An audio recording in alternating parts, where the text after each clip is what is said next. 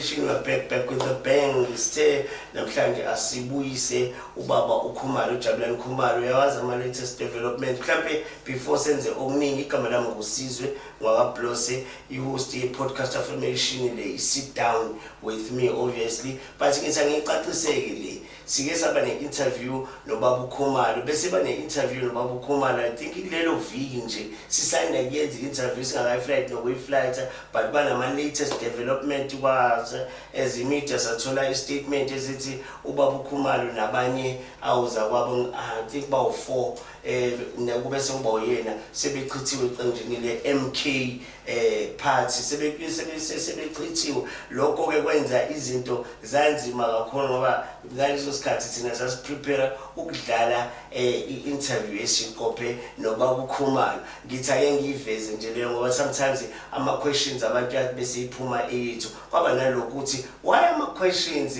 angayithinti le ndaba enkulu yokuthi i-MK party isichithe uMr Khumalo namanye amalunga awu4 MK party izathu kwabaye leso ukuthi sasesiqophile but now sizame ngazo zonke indlela zokuthi simthole ubaba Khumalo ukuze azosetha i-record libe straight siqonde ukuthi ngokwakhe ngokubona kwakhe kwenzakalani eqenjini nanokuthi useyilona yini ilunga eliqavile leqembu iMK party baba Khumalo uJabulani asibingelele baba siyabonga sibingelele baBlose angazi ke Mr Khumalo wena usungiguide mina because ngi-ignorant of these things angazi noma ngizothi useyena yini ucommander or awuseyena ucommander weMK after lento esayifunda Mr Khumalo ngibingelele ngiphinde ngibingelele futhi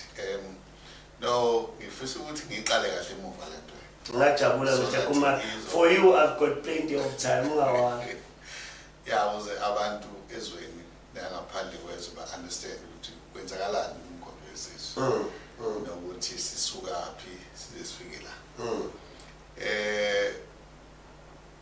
firstly let me say ukuthi iMK party was formed by me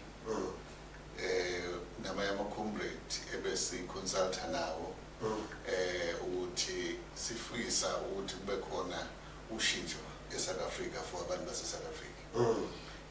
I-interest yethu was about ukuthi umuntu omnyama akhululeke.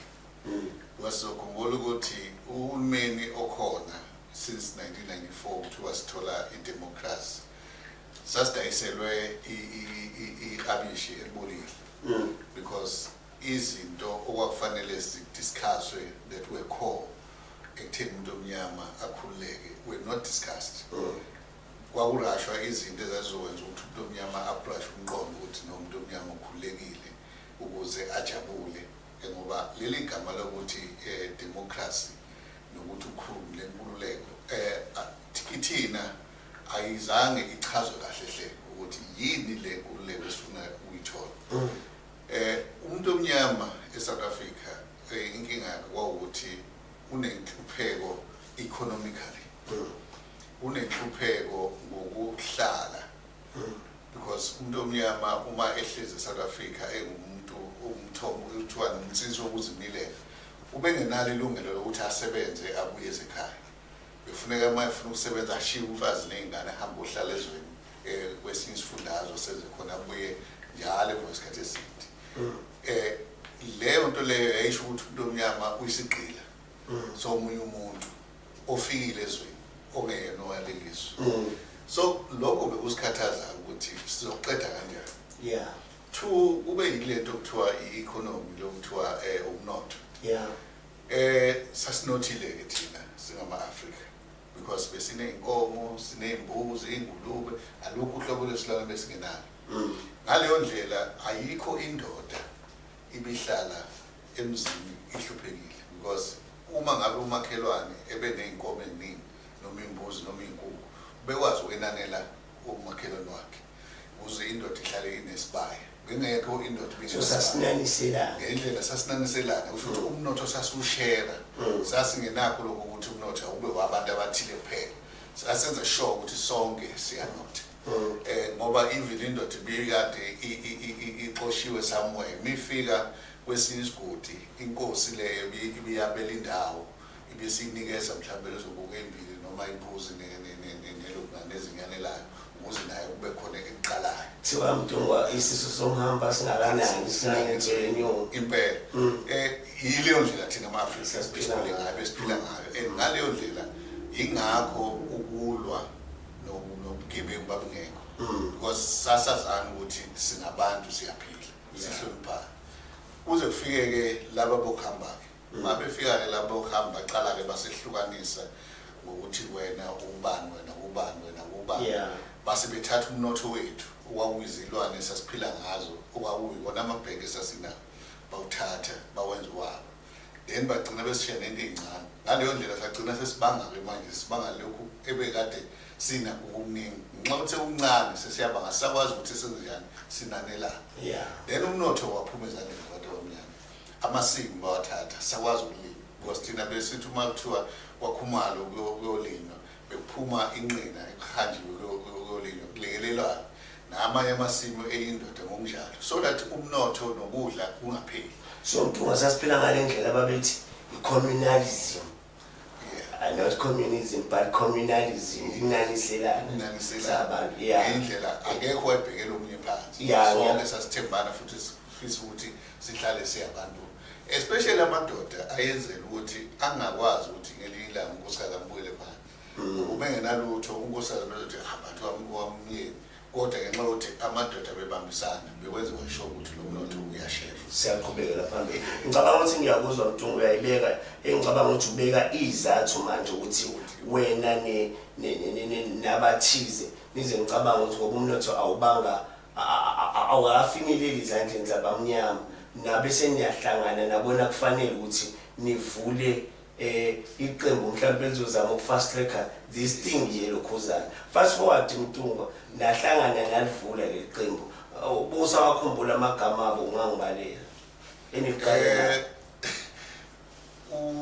oqala ubaba uManzini Bheki uBabunyathi uSibusiso uGasa Musa wenkosi uRaymond Khumalo nensizwa kaNyathi insizwa kaGatsheni insizwa yaka I think onyathi bathathu but sisonke bese u10 bese kuba owusiqu Mandondo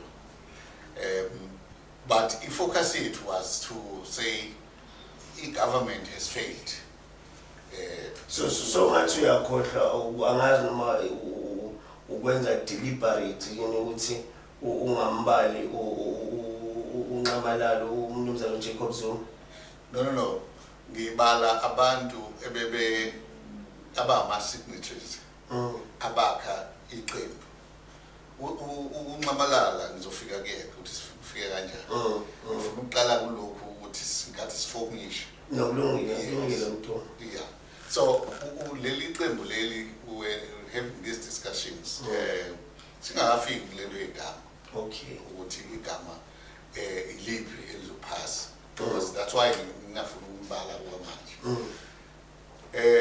si-discussa-ke ukubuka lezi zinto then finally sabuka sasesivumelana ukuthi actually I took it to myself ukuthi ngihambe ngiyovisitha ubaba uNqamalala ukuthi uNqamalala kunalento le uyoshare i-idea noNqamalala ukuthi babu uNqamalala yakhumbula ngo-2016 ngike ngafika kuwena la hamba nezinye insizwa sikhuluma indaba yeMazibuyi eyathi mayisiphakathi wena futhi wasi-advise ukuthi no ayizuphumelela sagcina siyiyeka kwakunezinye insizwa ezazikhona ezasenza nazo but then-ke the very same Mayibuye le enolo mfowethu wakwaMfeka no uMfeka was just a side show wayengeyona imember uFrank Fakude uNathi Phewa uReggie Ngcobo uMega Dladla namanye amakhombeta Romeo Majila so on Dr. Tawan those were people who were Mazibuyi then-ke uMfeka-ke came in njengenjeje and stuff ngisho lo Mfeka wenze uzongena kumkhondo wesizwe he has always been like that Oh, akaze abe part of i-leadership yalama organization. Ngiyakuzwa.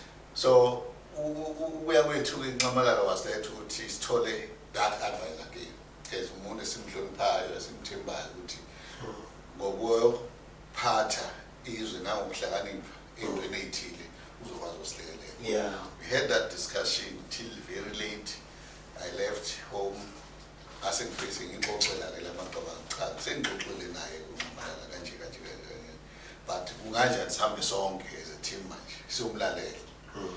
Oqala ngahamba nomfowethu uRaymond sahlala naye ngisaze sahlukana ngobani kusini umalala because once waqala ukuchazela into it can take 2-3 weeks elokho ibekile it doesn't get tired weyani information ngayo so sahlala ke. Then the next meeting was with uManzini successful 3-4 ngayo. So then after that ngasembiza yonke igroup ke madoda ke nisondile esihlaleni phansi ke manje. So it was 10 + 1 which is him number 11. Oh. Then ke we sahlala sayixoxa. Ngaleso sikhathi ayikho into enisayisayinile. No, this Use umbono. Okay. Yeah. Sawenza lo mbono that was January.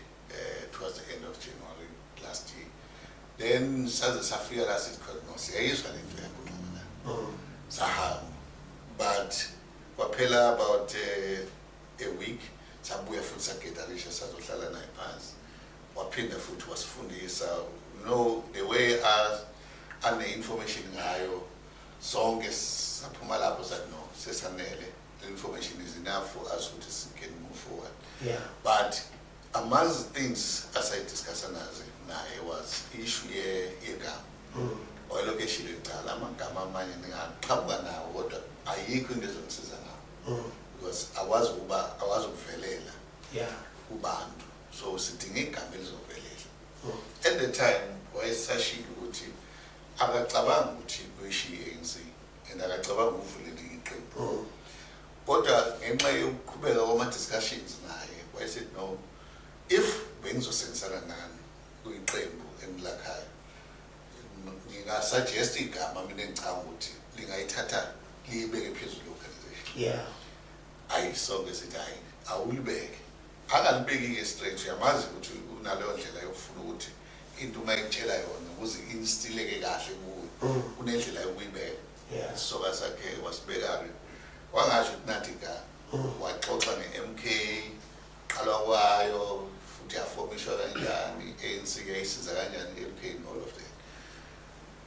Saqala sayibuza ukuthi but i-MK eka-ANC that's when he unpacked it. No, MK eka-ANC. MK doesn't belong to any party. MK is mele, that is why yathathe ithi ilokungane isifungo sithi siyosiza abantu bethu emazweni esoke siwalekelela ase-Afrika. Ayisho ukuthi siyosiza i-ANC. Yeah, so mayichaza ke ngaleyo ndlela ukuthi it wasn't into ye-party ethile. Then saqala sayibuka okay now there's that difference that we didn't know. So sa-engage ke naye wathi ayichaza ukuthi if singaregister iqembu lethi MK umkhondo wesizwe there shouldn't be a problem because akekho umuntu owona i-MK. Nanokuthi i-ANC yayilahle i-MK mayiqeda ungena uhulumeni no yayi-deregister and everything eportally. So akekho umuntu njengamanje owayiclaima because ukhona MKVA which is an association, MK Light which is an association and other associations ANC awaqala because ibalekela i-MK and the reason why babebalekela i-MK was because uhulumeni lo asebehlangene nawo wayesevumelene nabo ukuthi kuzokwakhiwa one unit yamasotsha. So if kune-MK kuzoba ne-problem. So i-MK mayilahle ikhali kalahle yonke into then ingene ngaphansi kuba SANDF. So right now akekho umuntu onelungelo ku-MK. Yeah. Ngase ngithi mina kulungile ngiNomalala ngoba sifuna ukuyiregister. So siyaqala manje ukugadla umsho lo. Yeah, siyasho ukuthi yini ngempela aqala ukuthi izosebenza. So we agreed to no. Let's go soyibheka lento ukuthi ngokwe-registration is it viable now? Yeah. Abese at the time anti ningaregister nishesha qalani nibheke kuqala ngoba mina manje ke nathi ni register nami ngizothi mina hayi cha ngaze ngihlangane nayo so be very careful ukuthi niyenza kanjani ningarashi uyabona so ake saqala sahamba. I think we spent almost a month sithule nje kuyena sizama ucabanga ukuthi lento soyenza kanjani because remember umuntu ebesinethemba kumethi so umuntu usephumile wathi MK must be the name the organization kodwa yena engafakwa lapho. Oh okay, because akafuna ukuthi aveleze so yena usethumani uthi asibone ukuthi siyayenza yini le lento. no ngibuzela kwi-question Mthunga because uzongixolela from time to time ngizobuye ngiquote ama-clip lawa ayenza ama-round nakwi-social media regarding this matter because iyona lento esize iholele kuma-perceptions athize kunzima correct ama-perceptions but okwamanje sithatha ukuthi idea iyahlangana manje nama-colleagues wakho nayipresenta umsholozi waba nama-ideas athize laze kwazaleka out of those discussions kwadakadunuse kwazaleka igama elithi MK Party uthi ningajahi yenza thathani take your time ukuze lento yenzeke ngendlela ngoba if naqhamazela kwenzeka something mina as uJZ ngizoyidistance akonini asiqhubeke emuntu ngoba ngifuna ukuthi si understand kahle nomuntu ongayi-understand ekhaya ayizwe kahle. Yeah, so that was his stance ukuthi no if ike yavela mina angazi angazi because I don't want to be involved on this. So sabuyele emuva ke ama-comrade we-dissolution wekuthi kanti kusho ukuthi imali endoda singahambi nayo izoya kanjani into phambili. I said to them, comrades, it's not about unqamalala njengamanje, it's about isizwe not istate nesifuna ukukhulula isizwe sifuna ukulekelela abantu ukuthi babe right. Then I said, if ukuthi nina nifila ukuthi without him anizokwazi ukuqhubeka, then let me go, let me continue. Then ngamakomrade I don't think nyawo asibone ukuthi sizophasa ama-comrade athi afuna umshuluzi abe khona but indlela asho ngayo into yabenza ukuthi babe uneasy ile ukuthi ningangifaki so bona baba if akekho then it means lento it won't happen. Athi mina okay, I will forge and I will register. Okay, so after a month ngahamba ngakuyena athi mongameli mina ngiyiregister lento and naye wangibuza are you sure ukuthi lento ayenza athi mina I will do it what if you say so ngaqhubeka kodwa ungangifaki okwaleso sikhathi. Yes, I know akasho ukuthi okwaleso sikhathi ukuthi ungangifaki because uthi angifuni into ezokwenza ukuthi kube nokuphambana nokhoma kwasebenza. Okay. Right, so sivumelane no angeke mention igama lakho nokuthi sihlangene. Sahamba sorry, I think he did the same thing nakuMasibuye. No, ningamention igama lami niyenze kodwa ningangithinti. So I did that ngahamba ngayigula.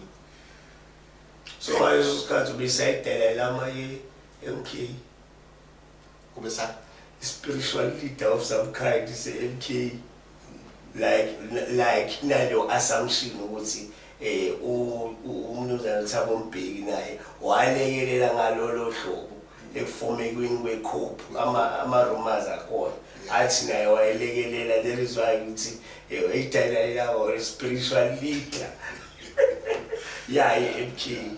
All right.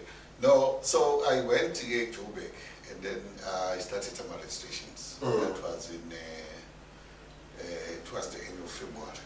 So mntu with ama blessings akhe umshuluzi ukuthi you can go ahead uregister leli qembu manje kodwa ungangifaki mina ngaleso sikhathi kodwa wawunawo ama blessings ngifuna ukuthi akhe not necessarily ukuthi uyena wakuthunga ukuthi ambo-register iqembu.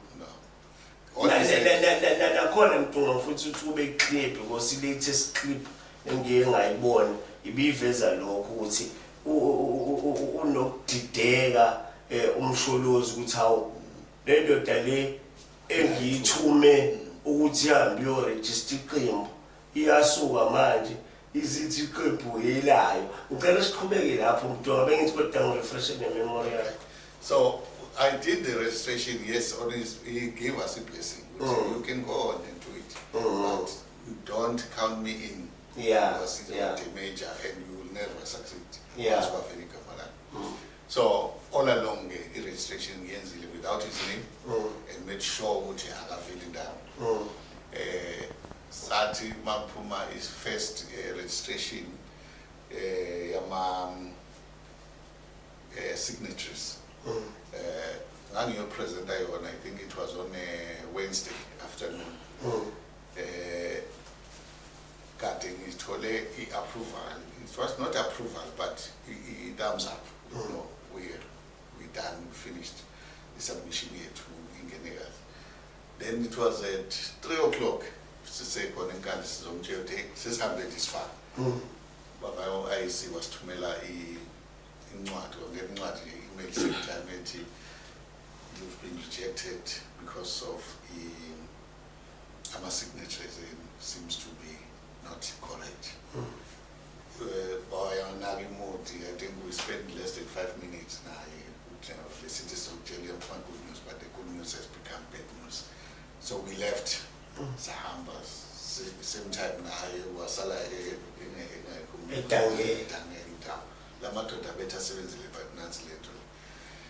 so we went back. This is the last time asakubekila. Lento says Kichimele, Ukichimele, Fana Katelena. But le ngeza kubeka. I think uti wabukumle to umkhizo sikhumbuzo wathi but Chief Amwazu Mtofila. You have never failed so far as I know. So angeke give up at this time. Not okay, Maratana Mongenele Kosobilan, Tingalala this afternoon, and Lalang actually all night. How did I fail? How did it happen? Because I knew what my signatures were correct and everything. The next morning, I think I woke up. I slept around 5. I woke up at 7. Mangfuga, booging again. And then I made a call to Comrade Manze, the chief. Anzang Lale Lentole. At night, Namangala. What will such as I know, I'm leaving much. That was around 9. The humble machine call. No female signature, no, but Uzwatola because Begunzi Watola see song in the hall. How are we going to do it alone? 1,000. 1,000. Okay. Get him no. Right now I have one option. I'm gonna go to Soweto, all the townships in Johannesburg. As much as it ends Ben Alamat hinges, but I'm sure it will. No 1 week, last nigga one, I will make it. Oh. At this come as I'm gonna take him. I think we are done by my communicator and my comrade. Explain the folk, national election. I started Lama signatures. I went to print a batch in Hamban for Agasa, Mshablangan, Sai Lushi. Safika makombe Kulu, no combe to Gamza, Sasua Sai Soweto, combe to Pamkani, Sat Makaban sitting Alama signatures to get the organization registered. At Makaban, Asam Sofuna, Ukomanda, Sasuga, Sa driver, Sayabuyela, Ekatle home, some Tory command, some jail, but I know. Let me line up on my meeting, I'm a MK. So that we get these signatures. The next day, we went to Ranks, signed a band, we went to the madolobheni sekuyisayinisa abantu kuthiwa umuntu lapho nje this is what we are doing and so on. It took us that week. By the Sunday, we were supposed to submit on Monday. By Sunday, we had a meeting in Soweto. Saying that the low meetings in Russia, got home, so shy of 1,200 signatures. That Monday, saying we had to sit in Okasa, I think from 4.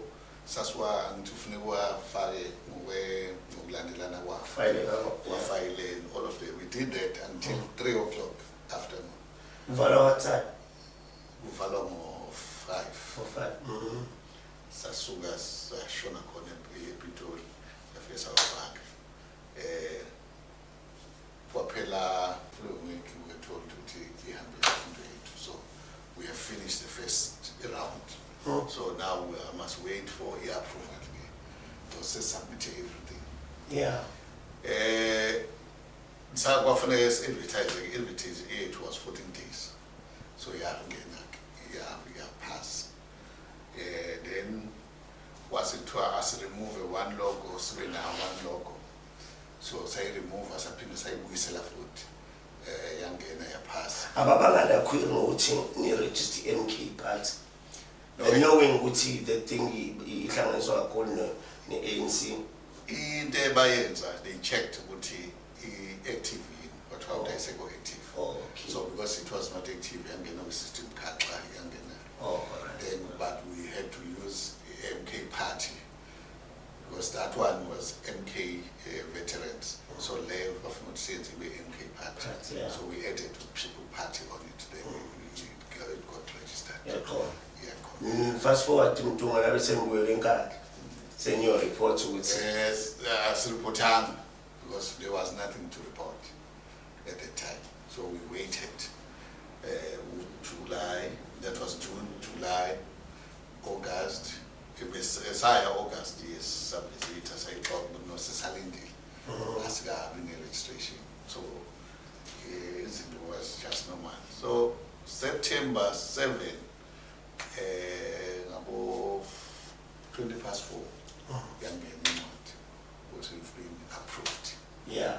I for the IEC same time, are you sure? But yes, you've been approved, so you can start campaigning. Now, we are like yes. Then we drove. Same afternoon. Osafona shape to corner number 2 corner satellite. Umtshela umuntu yini le enenza ukuthi nibone kufanele ukuthi each and every time uba nesimo esikanjalo fanele nihambe niye eNkandla. Why not feel obliged ukuthi kwangumele niye eNkandla? No, we're not obliged, but we had that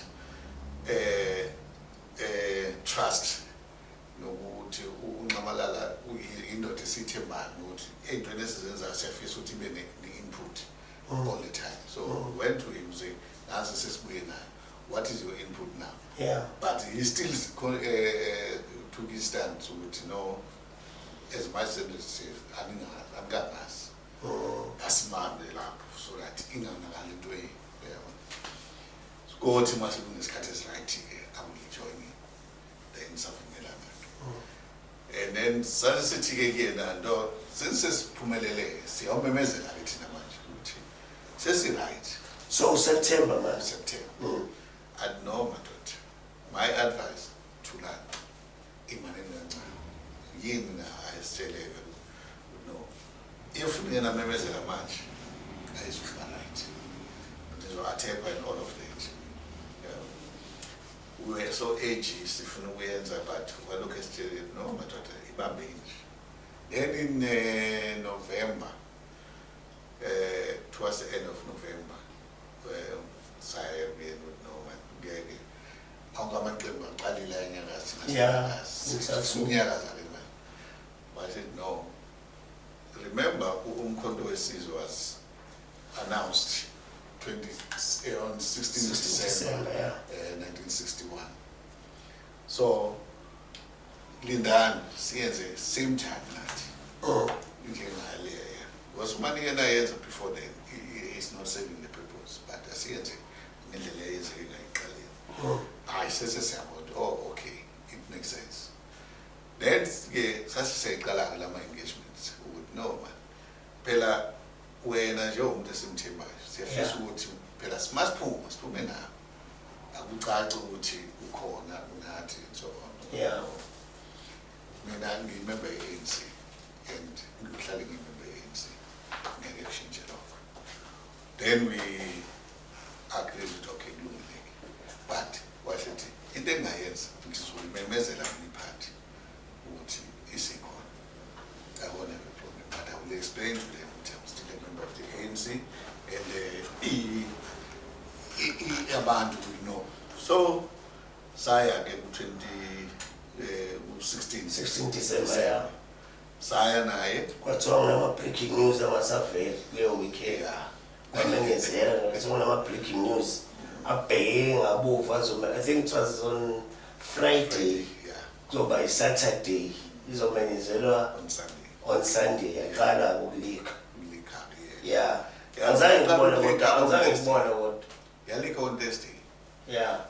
Wena bukuphi nakho evela umsholozi, I think bevela umsholozi kula press briefing there was uDuduzile o read the statement, if your memory doesn't deceive me, bekhona uDuduzile angizange ngibone ukuthi usuqashiphi manje. No.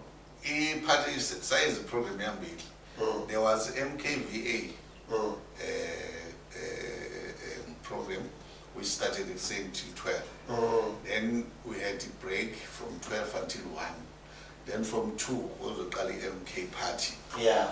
Because we wanted Lama Soja, my commemoration always was showing. Yeah.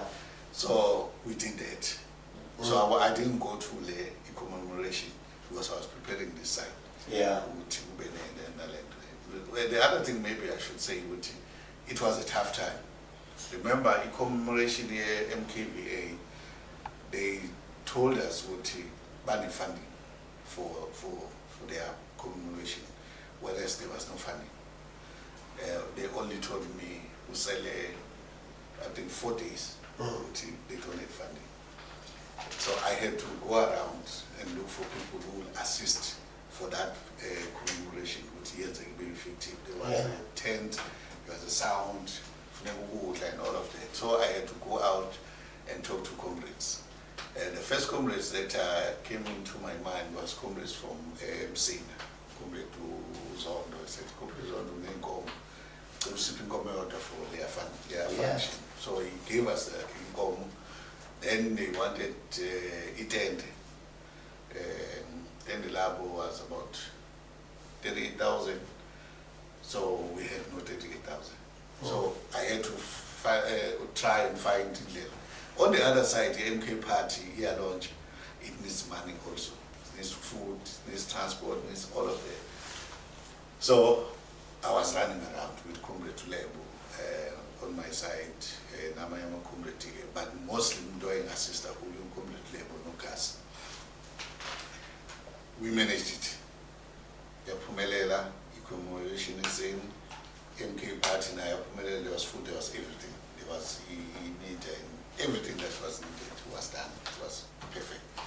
So when finally went to a statement that was there, that was next to Mala, we were sitting together. Then Tutuzila was on the other side. So because Mala okay, so what kind of a person are you? Umuntu reserved, umuntu ongathandi ukuthi abonakale bekwenzeka izinto, uyichaza kanjani uchazela omunye umuntu? Because to me this thing ifana nokuthi isikhanga nama results manje, but wena ubonakala nomuntu futhi ngathi right behind the scenes. I understand ukuthi why njengabe sibona uhambo yakunqamalala wenzani uhlanganisa lento unama rejections along the way and all the stuff, uthathe lawo ma punches ukuthi seniba divided ngendlela ochaza ngayo ukuthi bathi abanye ngeke mhlawumbe asiyeke lento ba give up and stuff like that, but ulela ukhona but manje sekuvelwa lapha wonke umuntu lento ithola i-attention manje yomzansi wodwa awuqhamuke wena understand that ukuthi uzo-assume lawo ma-duties ke manje ukuthi ayibo why manje kuqhamuke ingane kaMsholozi ifunde ilokhuza ukhona wena awubona ukuthi ukudrop ibhola lokho no we had this a long discussion almost we finished saying about 2 to say no for this thing to be effective uNcamalala must announce it. Now he was sick at the time, I think where Mkhuhlane took almost 2 weeks. Yeah. But on that day he was almost okay. He wanted to read the speech. He said no, it's fine. But as we esuka from the commemoration, when I said right, why said that no, as fast forward. I seen that I'm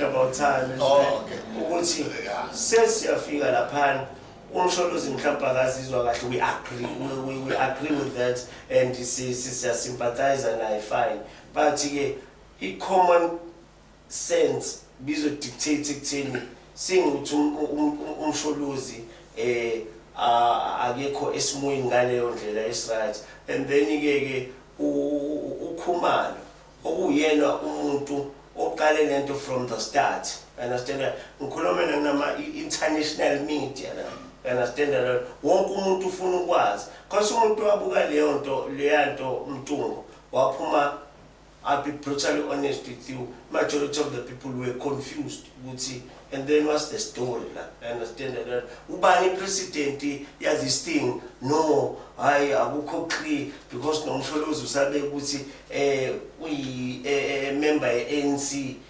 akazukusuka kweANC but ukhona wena Mtungu awufundi na this thing yakhona futhi ukuthi I-statement phela I-common sense bizothi hayi uMtungu yena uyazi lento from the start ine-media la ifanele ihlaba ama-questions fanele bahlabe kuMtungu owumuntu owumsunguli nomqali because ngendlela oyibeka ngayo le idea le iqhamke ngawe nalabafowethu laba obabalayo but manje bese fanele nibuyele kubantu I'm sorry to come up with the essay type of question but angikho clear Mtungu uzongixolela ukuthi kwenzakalani manje Mtungu ongithatha ungibeke lapha.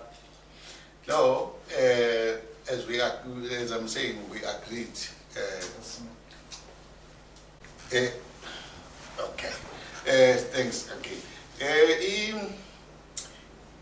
iSoweto what happened is ngesikhathi uNcamalala ke ivoice ingekho wabe secela ukuthi kusebenziswe uDuduzile to read i-speech sakhe and I was there. No so Mtungu why asazazi simbona uDuduzile nisabo consult and all the stuff it's a new character man esiqhamuka to this international media what South African media and all that stuff why ngaleso sikhathi because mina I-common sense is a dictator phela ukuthi second in charge or if ever that is the situation must be uKhumalo can you read this thing ubuthi uthona no I don't think ngizoba comfortable and then abesedlulela kuDuduzile why mhlawumbe that situation. No, what happened is that team yam naye uNcamalala we set and agreed to he must read the speech he must they will be the one or announcer but then he was because he was an sense of so we allowed him but I think that was the beginning of the mistake on your part or sim trust beyond engagement esibenayo naye because you remember what consultation it was that we want to get wisdom from him. Now uma eseqhamuka nale angle yandodakazi we never thought ukuthi sekuyindlela yokusebenza ngendlela yokuthi sibe out of game the way kwenzeka ngayo. Oh, okay. But if you look back, kuyachaza ukuthi no, he had his own thinking about the organization. As much as wayengafuna uvela, but wayenekhathi lakhe afuna ukudlala. Why I'm saying that is because since then he always wanted uDuduzile to be part of the meetings and part of everything that we're doing, and we didn't see it. But at that moment, our discussions went as far as ukuthi athi no, ngifisa ukuthi ngivele manje ukuthi nginani, but angizovela ukuthi ngizoba imember yini, and futhi angizoba imember yomkhonto because ngimember ANC. I will not leave ANC. There was a question at some point, but what about the Juan membership? So but no, mina, as I said, ngiyilunga lomkhonto originally, ngiyilunga le-ANC, and aim yami ukuthi i-ANC ngibuye ngiyithathe back. So if umkhonto uyawina, we'll go back and take over offices ANC, so that ANC will be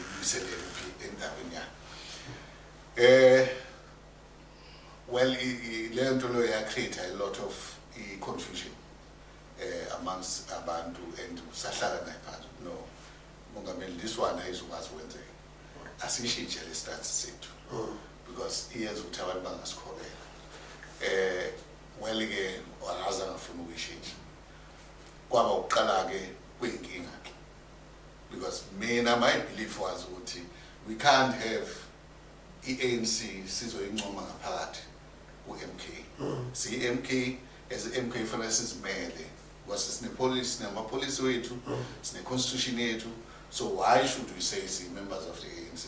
Even myself, I made that mistake at some point, but I corrected myself. No, I can't be a leader of another party and be also a member of another party. It's impossible.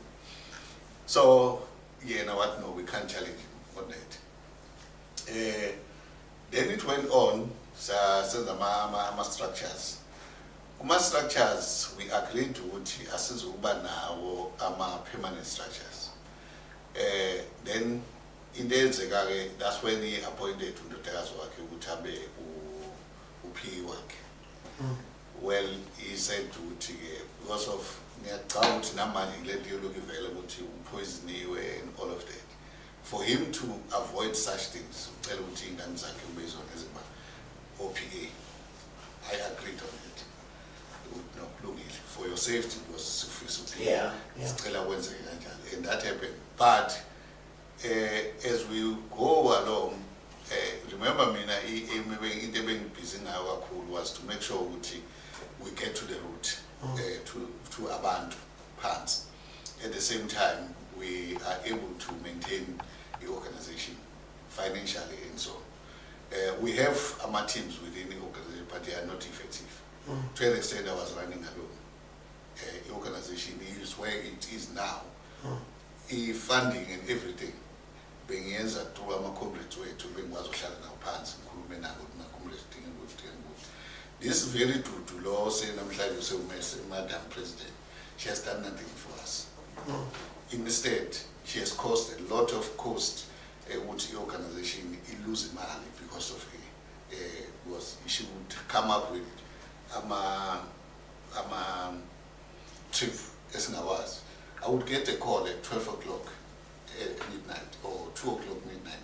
No, we are stranded, we are in a garage, we need a accommodation. Organization did not have money. So, Ubano signing MK at the present moment, we made our label gas. Benutri. No, can song is a to accept to gas, sell gas. Oh, okay. So, what happened here? From then, that's when the problem started because I would go to Mama and say, but this thing voting for another one, each organization, one, we don't have citizens why? Because as full multi-mali citizens, two, cinema lawyers that we need to pay. We have IEC to pay and all of that. Imalekona was almost about 1.6 million. and IEC needed 750,000. Our cases were to enkantolo was 1 million rand. So we paid the first million to the lawyers, and we had only 400,000 left. We account to pay IEC, which was 750,000. I had to go to comrades from Mpumalanga, not to DD. I want to be specific. The comrade, Indian comrade, I called him from Mpumalanga to come to Johannesburg, me to Namala, and he pledged imali and now 400,000. So I was told I would score IEC. I've been suffering Amacost organization. No one obey full willing salary. Even Namala himself, I would go to him and say, talk to the guys, you know. He will tell me what you know. He has never assisted us. He has never assisted the organization. All the cases, la befunama million, imali befreni rates. Ututuzile namanye ama family members akazuma. They started this campaign with MK Yabazuma. And that was a month ago. That's when I approached some of the members. I said, no, but this thing is a hand in the funny. Masuna Vanda Bati Yabazuma, here's and I explained that. I think I Muslims and I show for clear to it. Iqembu akulonela abantu abathile. Akulona or news ngashuthi. The MK akulonela Khumalo, akulonela Zuma, but yabantu base South Africa. Because asiregistanga ukuze sizisukumise sizenze sibe ngcono as individuals. Now when that happened, then kunabantu ke engathi mina abanga lungile abangaphakathi ku-MK. When the minute we started announcing MK, kwangena inqwaba yabantu abangama infiltrators. By infiltrator organization, that's the people abathanda ukuhlebela uNomalanga. Every lies noma luphi uhlobo lwamanga because basibiza nge-intelligence. Khumalo sehlangane no-DD, Khumalo sehlangane no-Banibani, then Nomalanga will listen to that. And he will not come to me and say, hey, do, he will never say to that. Sehlangane noZweli. uZweli, I think it's in more than 10 years, ukhuluma uZweli says kakhulu naye for years. We worked kakhulu now. But we'll have more than 10 years at Kumkulu. UDD, ngamgcina as my elections, we led a conference long time ago. Mukhona lezo zobathu ubhejana, angaze ngibone ngibona. Angaze ngiqhawe nje iqhawe. Kodwa amanga alaba abantu abazenza ithando ekanqamalanga. They go to him, but hayi usimole uhlangene nobhejana. Then the other thing engifuna ukuthi ngize ilamanga akhona. When iqeda ukumenyezelwa iMK, I started getting threats. And those threats were serious. To an extent, when she corner light eThekwini, nahlaseleke bank, Standard Bank light everyone. Ngihamba nensizwa to Mkhize.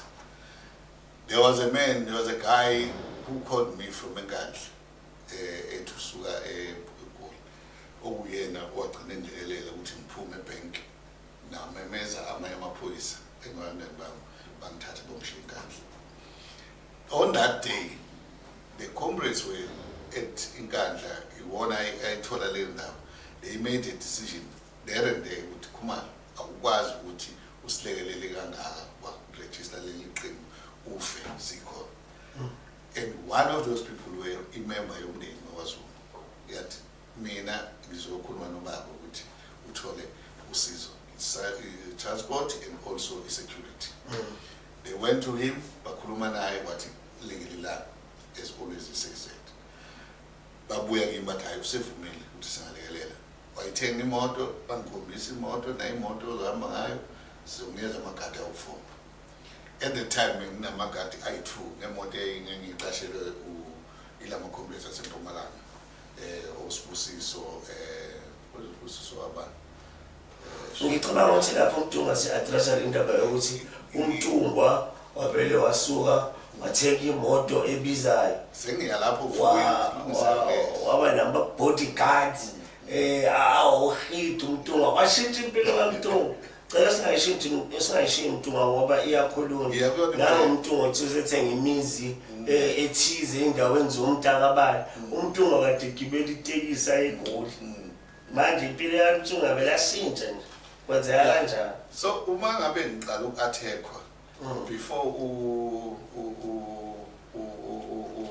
uNcamalala ethenge le moto benginemoto yiphi le ethengwa uNcamalala yiyo lekhalwa ngayo iFortune yeah. But before that bengiharishelwe imoto ama-comrade lama-comrade ama-members omkhondo angiharishele imoto encane wawu-T-Croc ngangiqala nokuyidrayiva leyo moto ye-automatic. Then there's a comrade eGoli okuthiwa uMkojo gave me amagadi awu-3 his son and 2 other guards but because we did not have enough money to travel with the amagadi awu-3 we only took 2 which was 2 young boys. I want to say this, those guards I was told as umvikela bebengenazo ibhamu bebephethe ama-toy gun. Yes. Ngihambe nabo almost 2 months with toy guns. Ngithola ngivika ingxabano enzima but these boys were so brutal ukuthi bebengavumi bebelwa kodwa bazi ukuthi ibhamu bayiphetha azikho emthethweni. Then these guys engamaphoyisa engisenza nazo one day zababiza noma nje sifuna ukunicheck ukuthi are you competent. Uma bethi bathi ibhamu awu kanti yini le niphethe andiphethe ibhamu ngiphethe amathoyisa. That's when ngike sathi bahamba. But by that time uNcamalala wayesebalethile abo-4 nale ileto le neFortune le yahamba yothenga special. So kwasala bona-ke labo-4 plus le Fortune. Then sahamba-ke washo ukuthi iFortune ayibincane because le moto kwafuneka ukuthi ibuyele emuva. So before ibuyele emuva my family said but no ntombi lento esizwayo ukuthi usufuna kanje angeke sikwazi ukuyimela thina sikumndeni waKhumalo. Kwakukhona abakwamabaso waKhumalo bonke amantungu ahlangana avumelana no sizokulekelela. One babe sebe decide ukuthenga imoto eziwu-2. That plan yangaphumelela because of financial muscle. Bagcina-ke bengithenga imoto eyodwa which is a Land Cruiser Toyota. It's a black car, brand new. Ayona leso somsindo la. Iyo leso somsindo. Iyona leso somsindo. Yes. Asingeke kuyona-ke. So bayithenga le moto. Babeyithenga bakha into okuthiwa igaladina. Nangiqala-ke mina ngisemuntu wesilunga. So bathi biza malini le moto 4 million? No. Bayithenga ngo-2.3 million. 2.3 million. The car is on installment. So bathi-ke Ncamalala uzothi uma uqeda i-meeting yakwaXimba irally yaXimba sicela ukuze ekhaya izohostwa umfowethu eGqofu. Imoto was there ukuthi ayibona but uNcamalala ingane yamthatha from kwaXimba yathi sekune-emergency khona la sefuneka khona. Wangeza uNcamalala ukuzobona imoto but unkosikazi wakhe waba khona wafika imuphi unkosikazi wakhe umama uMhlomo. Yes, iloseMaritzburg. Waba khona sazi izipho zakhe uNcamalala wayiphathiswa yena ukuthi cha usho umtshengisa ubaba ukuthi besimlindele nazi izipho zakhe. Wow. So sadecide ukuthi imoto ayinganikezwa mina at the time. Ayihlale until thola lesikhathi uNcamalala azobafika ngaso azokwamukela imoto kanye nayo. Yeah. Uthe isuke emndenini. Isuke emndenini emoto. Okay. So sifika isikhathi-ke esilandelayo uNcamalala size appointment naye. Uthi no imoto izofika sicela ube available hayi agcine ethi ayize ekhaya enkandla. I drove it myself ne-security from here Durban. Wasusisi wayisuse eGoli wayathenga eGoli wayiletha la ama-comrade ayazi azoyimukela kulawo ama-comrade at that day wafuna imukele ngawo kwaukhona ngisho abantu aba-close kuye hayi ngayi-announce nje bekhona athi nansi imoto isifikile ngicela nizoyibona before ngise enkandla. Akhona ama-cracks osuwanothisile kuleso stage. No, at the time yonke into right. Okay. But we had agreed ukuthi ayikho into ezoba yimfihlo phakathi kwethu because we wanted i-blessing yakhe in everything. So kwangenzeka lavuka-ke I think 2 days after layithatha imoto ngayidrayiva ngana enkandla sasizoba ne-meeting that day. Wayesethi hayi sibale ngoba naku ugcwele yithi ngiqeda i-meeting ama-meeting ngizozoyibona imoto. Unfortunately, ama-meeting athatha isikhathi waze washaya u-8 ebusuku wathi ayisekufile kodwa ngoba ukuthi seyifikile inqola kulungile sibali siyajabula ngobe ngiyibone kahle but amanye ama-community aphuma ayibona sashaya imoto ngabuye ngezithebeni.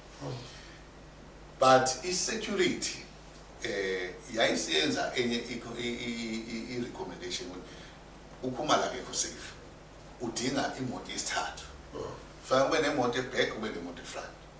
So can we find imoto yesithathu ngabuyela kwifamily. Fortunately ifamily yathi no akusiyona inkinga leyo ukhona imoto yeseplasini ehlezi ngenze lutho sizothatha leyo moto sikunikeze yona which is i-van i-Mercedes. Banginikeza leyo moto yangena i-security yakwazi ukuhlala kahle. So sengino-driver nokungane nesekela lakhe then imoto lezi ngaphambili zine-2. There was no problem. So wabuyela enkandla wayoyibika leyo. Ngabuyela enkandla ngayibika nasi imoto seziwu-3. So i-security is more tighter. Wathi ngi-happy sibari. Yabona? Sahamba kahle. But then le mkhovu le ekhona ngaphakathi kwi-organization impilo isigijima iyohlala endlebeni yakhe iqapha mani. Because ukufika kwale moto emnyama that's where the problem started. Yeah. Undodakazi waba nomona wabiza-ke le mkhovu-ke lemini wayenza ukuthi-ke ilwe nami. That's when he started to say ukuthi uKhumalo is living a lavish life and everything, forgetting ukuthi the hotel okhulunywa ukuthiwa yindlu yami is a hotel. uShembe ulandile wasibhukhela u-Datron House ukuthi sobambela i-meeting eyosichazela nge-app nama-app ayabesidevelophele wona for i-organization. And literally I think I sat in that meeting 4 or 6 hours. It was the first day ngahlala maybe 2 hours. We were sitting in rally eGoli. The second day I sat another 2 hours. I think the meeting was closed. I did not have time. But ama-community were attended lapha attend as a club. But ekugcineni kuthiwa ngangihlangene nama-youth league lapho ngithi uZuma usegugile ngifuna ukuba president. Yiphi le yaveza ukhanyile le? Yaveza ukhanyile. He was not even there in that meeting. There was in youth league, there were only 2 boys. About youth league manje futhi bebengekho youth league at the time. Now why perpetuator le nto yakhe wayenza kuntombazana ukuthi kwenzeke Ututuzile. Then after that kwaba ukuthi ngihlala okay because ngiyathola umuzi eBalito Worldly Complete sawurenta lo muzi. So I was staying there for a month.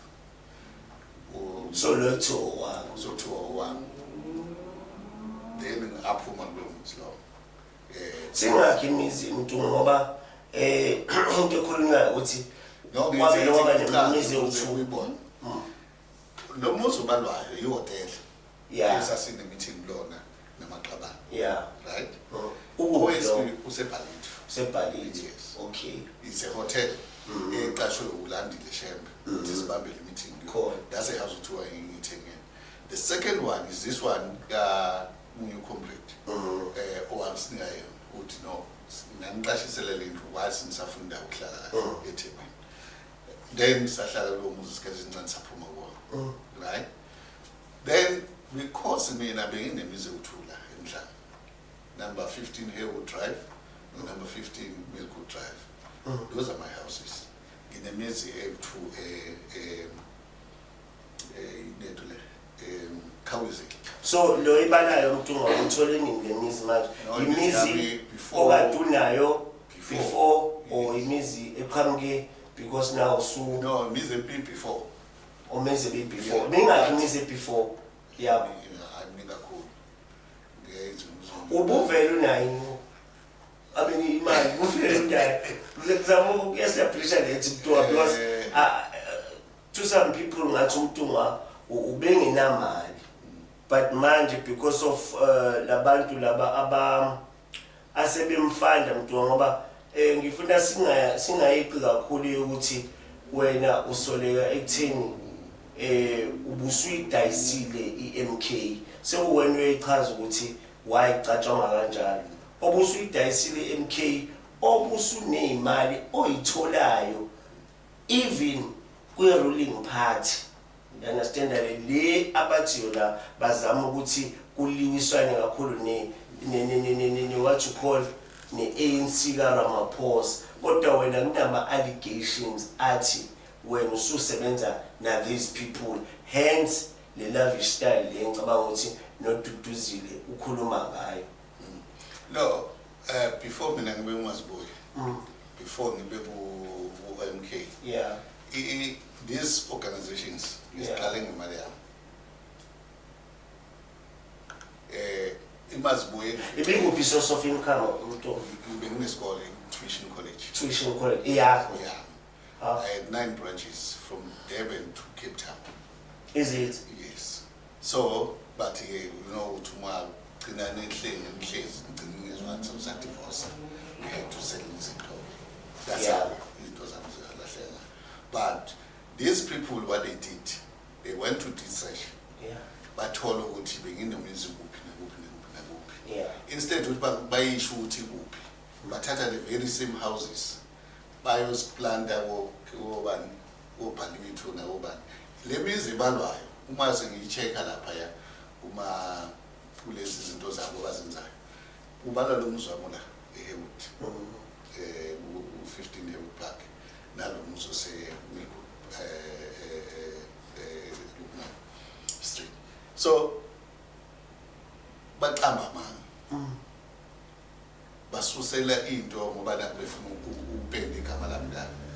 Why bafuna ukwenza njalo the first thing that happened ukuthi ukhona usisi okuthiwa uShelly Brown when isiqala sivula iMK ukuthi i-accommodate wonke umuntu uShelly Brown uMkojo ngoba chef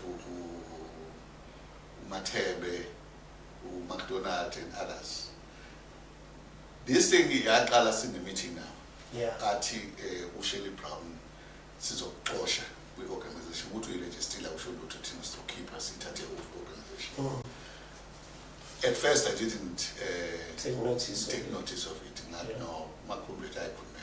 We were hotel a poison. The second time they say it's okay, that's when I noticed no, these people are serious. Then there was divisions. Yeah. Engingane esikhona lapho isiqala nama meeting nabo emaceleni. Then I reported this to Nxumalo. No, but this thing angithandi. He didn't want to engage them on it, but I buy as bad as usual. But as it continued, ikhulunywa, and then to an extent ngicabana nalento to McDonald. Connect again lapha. Isibanga uba wayesayashanga impaba. Uba uyashanga impaba. Angazi nomhlangano ekuthiwa nje khona indoda yagcina icasuka ngoba kuthiwa udayise organization yavela for I think idate owaxoshwa ngayo asikho isimo umuntu uzoxolela ngizoyibuza lezi zinto ngicabanga ukuthi ngiyi-better space ukuthi ngiyibuze because ngenhlanhla ukhona la but some of the things eyishiwoyo ukuthi naku kuzothatha i-decision ngokuthi kumele uxoshwe kwagcina nasekuqhuma nempama angazi wakhona ungaboni ngasolinye yabo mhlawumbe bongangiclarifyela lezo zinto. No, idingi explain this day engikhuluma ngayo yokuthi bazothatha organization is the day engathi kushingashaya insizwa ukuthi uMcDonald's. Oh wena oxishwa mthi. Yes. Because why edelela ama-comrade phambi kwami engangihloniphi. Wangenelela ke umfowethu wangenelela umkotho namanye, but they ganged up against me. They went to Nxamalala and said ifuna ushaya uMcDonald's eqini lakhe. That's when we get this whole thing started. But then after that sekhuluma uMcDonald's wathiwa ngaphinda belapha eqini. But after some time usahlala sekhuluma wabuye. Then yaqhubeka ke lento yokuthi ke uDuduzile nalama meeting ukuthi masoba ne meeting she will call uNxamalala eceleni nalama ndoda bakhuluma izinto. Then before start meeting sekuneyinkulumo esezikhona engekho esingazazi thina. When you question ukuthi why do you meet, so uDuduzile wenza ezibalo wakwenza no, she was penetrating the organization because we very now we understand what uDuduzile has never been part of the organization. So uthini uNxamalala benimbuza these uncomfortable questions? Ngeke ngengane yakhe. Forget about that. But uDuduzile has been always impethu ngaphakathi kwe-organization because izinto abezenza namanje azenzayo. Firstly, immediately introduce i-youth league why corrupt ukuthi ilwe nami because ube nale end game yokuthi ufuna ukuba president we-organization, so ukuze afikelele lapho ufuna ukuthi apheklishe izinto eyi-wrong ey'ngekho. We created zonke lezi zinto. Uyena ocreate lento eyimoto le.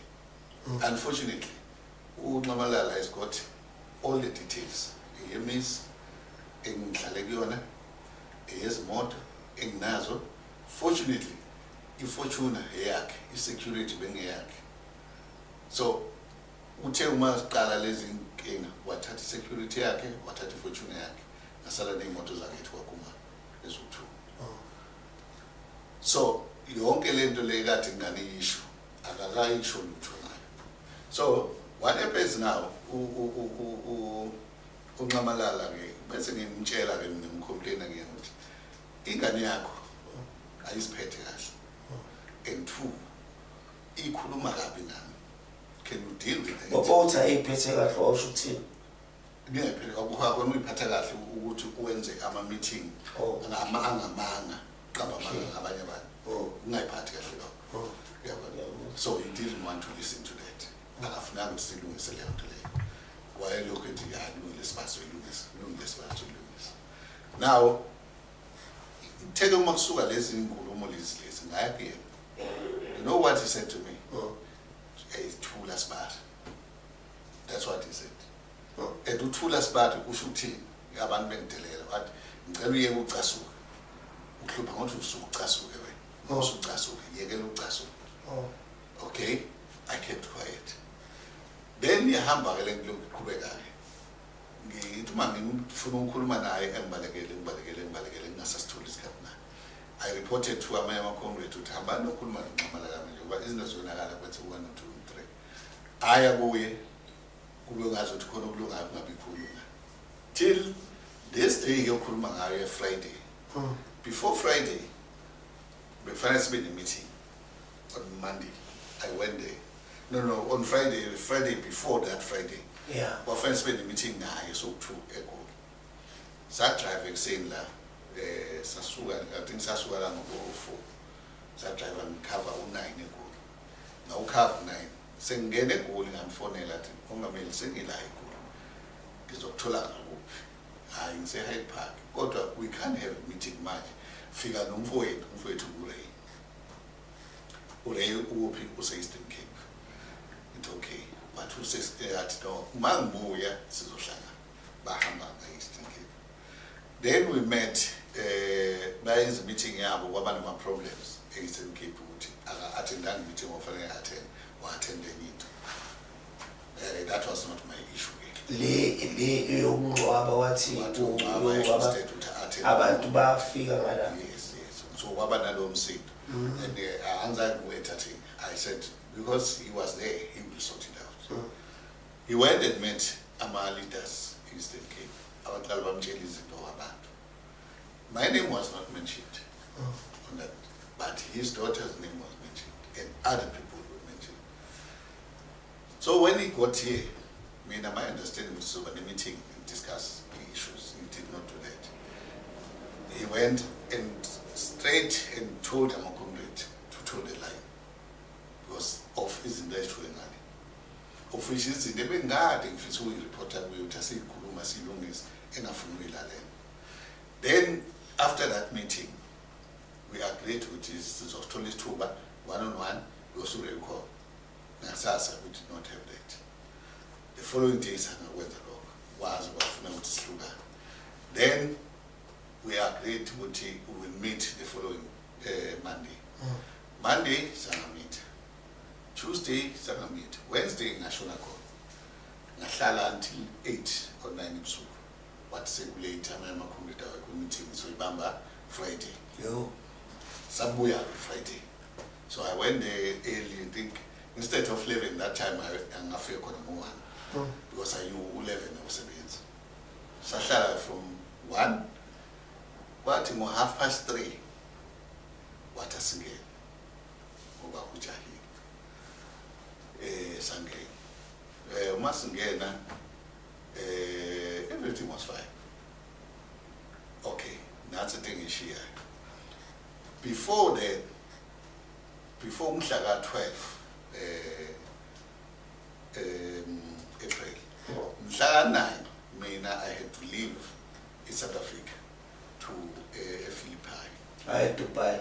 Not to buy, Philippines. So, on the 8th, being in a meeting, IEC was saying electorally. Not on the 8th, on the 12th, was saying conduct. I signed conduct on the 12th, and on the 13th, on that day, IEC wanted ubuso bomuntu uzongena ku-IEC. So they phoned to and let it up. Mina ngafonela Duduzile ngithi Duduzile, we agreed in our last meeting ukuthi uNgamalala would be the face of the organization. We cannot. Can you send the initial fact ngafonela on Wednesday? Thursday ngathi submit ama pictures ngaMalala. And she responded to same was submitting. Not okay. So Saturday sengihamba ngithola le message no kufuneka ngi-authorize ungena kwakhe ubhala paper. So I said to Sihle unobhala, write that letter naku ngifika engishoyo ngiyamvumela ukuthi angene akwenze fast angisendele ngise-airport ngisayine is fast ngisende back kuSihle submit-ale kwa-IEC nami ngisubmit ngihamba Saturday, this was Friday. Saturday, ngifike Dubai. It's 4 hours in connection. So ngesikhathi ngilindele 4 hours, ngicheck ama emails ami. Sengiyabona ukuthi no, ihambile, uright yonke. But ngithola i-message kaDuduzile. Kumalo, please call. Then I call WhatsApp. No, I see awuvuma ukuthi baba ngene kuyayilunga. No, forget about that. Later you see they can't do anything. Connected, going to Philip. Philip, Nhlale. Get man ngene hotel ngifuna ngene futhi be bangenzayo. Nawo ama WhatsApp. Ududuzile ulwa no ama emails ami. Ulwa ne-IEC. Ukhipha nokhumala mfaka ubaba wami. Let me not entertain it. And this is a business. I finished my business on Sunday ebusuku the morning of Monday. I took the flight out of Philip.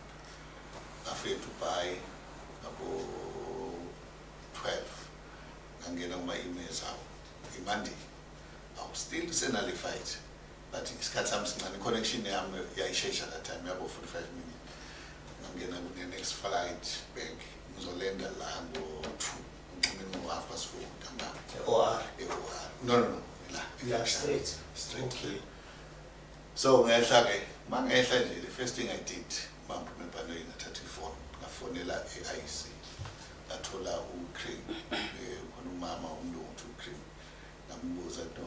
Ngibona ngathi you are still fighting over lento ye-face ye-MK. Athi yes. We are getting instructions from Tutuzile. Who is she? No. I gave you instruction. There is a letter. Athi yes, there is a letter. In actual fact, there are 2 letters that were sent. Yes. So ethena usamthemba uDuduzi but usaqhubeka assigna izintweni critical njengalezo. No. He was not assigned to write a letter. She was assigned to send them pictures because Baba Wake said to her and also send them pictures. Yes. I spoke to Baba. While Tina James to I'll submit picture. I did that. Now the letter, my call, I spoke to Machine. Machine, the ncwadi leyo i-authentic iyona esho ukuthi uNomalala must be on the ballot. That's Machine. Okay. Ayibhale ke type, I send it back, he send him in and correct his njalo. And I will take it to a commission to decide. Okay, it's fine. On Tuesday, mina ngifuna i-meeting noNomalala to report back on i-trip le bengitshelenga ukuthi ngiyaphuma. Yabona. Athi akulungile sizohlangana. Instead ukuthi ngihlangane naye that afternoon Tuesday. Ngifonela umfowethu uthi no asiphuthume enkandla. Ethi mina no ubaba akekho enkandla because uTutuzile told me ubaba useGoli. Athi no ubaba usenkandla. No. This is a message. Athi no ukhona enkandla. Ngabathatha imoto. Azange salinde. Mawuthi usenkandla. Thatha imoto shona khona. Manje ngafika ukhona enkandla. How? Why nithi akekho kanti ukhona? Okay, fine. You say sikhona hayi. Bangiyabona angiduduzile fika ngoba ethimba abantu. Hayi isilindeke. Hayi ngo 5 to 6 afike ezekade ngosibali ngijahile isikhathi asikho namakhosi ngeke kanjena ngivume nje but konke ngifuna ukuzizwa. Okay. Ayi siyaqhubeka nobaba umuntu ngasichazela izinto ezenzeka ezithinta udaba lokuphuma kwakhe lapha lokuchithwa kwakhe lapha kwi-MK. Ungakhohlwa njalo ukusilandela inkundleni zokuxhumana i-podcast affirmation kwela lapha ku-Facebook uzosithola la sinabalandeli abaningi khona siya-update ngaso sonke isikhathi bekwenzeka izinto siya-update. Usilandele lapho uphinde futhi uye ku-YouTube uphinde usilandele nakhona because uzosithola ucela usubscribe and ulike futhi epage lethu le YouTube and siyaqhubeka noMntungwa. By the way sifika ngasigalelekile laphana ezansi bathi semhlanga mushroom iyenzeka ke nje manje sesicounta insuku sesicounta ama-hours sesicounta ama-seconds ukuthi laphana kuzobe kuhlangana nabantu besifazane bekhuluma ngento ezithinta bona bathi iphilifa on flick cishe ngakhona bathi iphilifa on flick yenza sure ukuthi uyasilandela bowathi ungabanga khona ungakhathazeki sokuthi isiqiniseko sokuthi siyacaptureshela izinto ezobe zenzeka khona noma kanjani senze sure ukuthi uyayithola so that bese sikuvela lapha e-ICC uzobe ukhona. Hayi iyaqhubeka le ndaba Mntungwa. Ngiyabona manje sigcine sisilaphana endabeni ze-registration endabeni zaseba-meeting manje ukuthi kuthumelwe iy'thombe kwenzeka iy'xakaxaka silaphana uDuduzile ngathi uyalwisana ne-ICC and now usubuyile ePhilippine uzohlangana nobaba. Ubaba uthini? Yeah, the meeting Tuesday yahlala it was a short meeting, not even 10 minutes. Unomalala made it, the first thing he asked was, why do you refuse Ugutingibe ballot? I said, Unomalala, we hang on. Because I've signed 2 letters to IEC, which Ube ballot. I never refused. Who says we refused? Who had to assume to Zilati? No, they did what? No, but he says he didn't refuse. Yeah, then that was the end of the meeting.